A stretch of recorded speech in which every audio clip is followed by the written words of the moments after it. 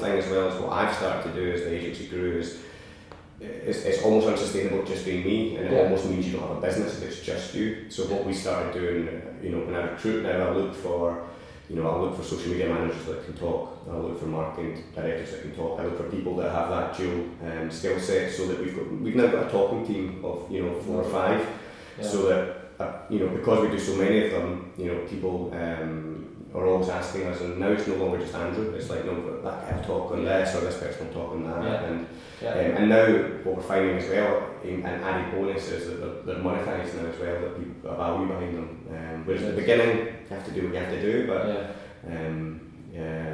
and also off the back of just talking, Google came to us, approached us and asked us to run their Google Digital Garage training in Glasgow, which was great for me. And that's just building up from tiny talks all the way to you're now doing Google stuff, and then where does that take you from there? Yeah, brilliant, love it.